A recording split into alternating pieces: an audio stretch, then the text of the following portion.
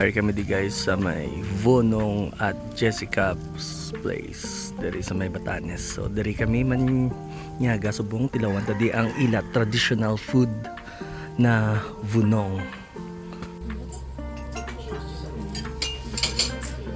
Mani guys ang traditional food dari sa Batanes. Ay okay. Vonong.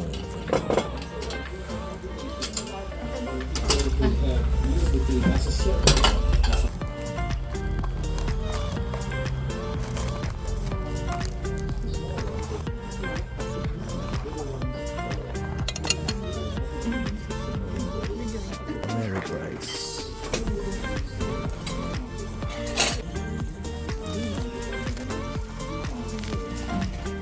Unboxing.